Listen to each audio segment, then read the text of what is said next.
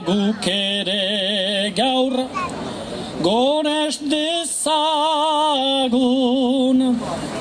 Nafarroa gure ama, Nafarroa gure ama.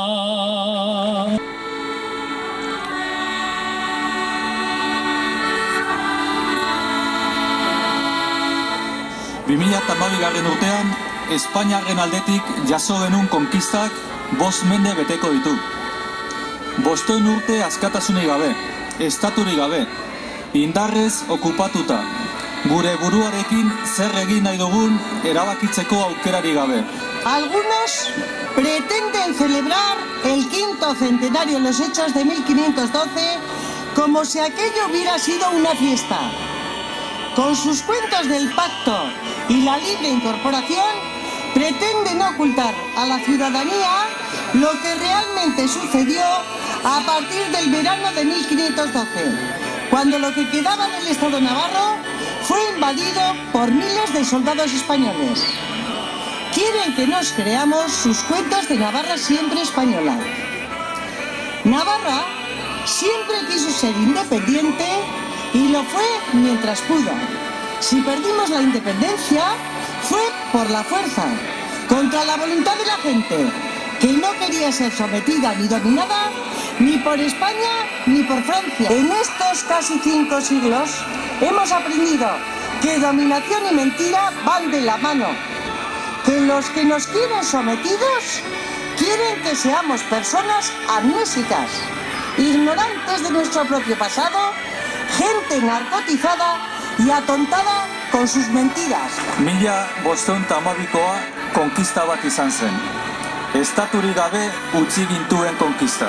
Gure herriak aurre egin zion erasoari, baina konkistatzaileen indarra nagusitu egin zen. Indarra, baina ez ideiak.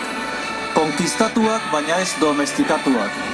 Bizirik dago Nafarroa, bizirik dago Euskal Herria, eta gure ibilbide historikoaren oroitzapena berreskuratu nahi dugu. Gurea delako, libre izan nahi dugulako, eta jakin badakigulako ez dagoela ez jakintasunean oinarritutako askatasunik. Gure etorkizunaren jabe izan nahi dugu, baita gure iraganaren jabe ere. Horregatik, hilala biziko kontua da oroitzapena. Edozein aldaketarako ezinbesteko baldintza. Berriz ere, aldarrikatu beharko dugu, Nafarroa batzuek saldu nahi diguten Reino de Navarra, baino bertze zerbait dela, eta batez ere, bertze zerbait izan behar duela.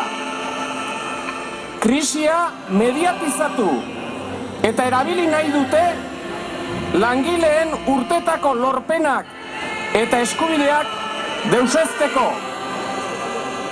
Bankuek eta entrepresa handiek milioiko etekinak pilatzen segitzen duten bitartean, herri xehean aunitzek zailtasunak dituzte hilabete bukaerara ailegatzeko.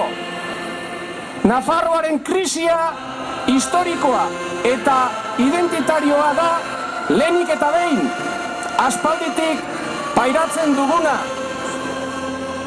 Krisi demokratikoa ere, erabakitzeko eskubidea eta aukera berdintasuna ukatuak daudelako. Norbaitek esan dit, Xabierrek azken hitza euskaraz egin zuela. Hori bezain garrantzitsua edo garrantzitsuago da, lehen hitza ere euskaraz egin zuela. Egingo dugu Nafarroan egunian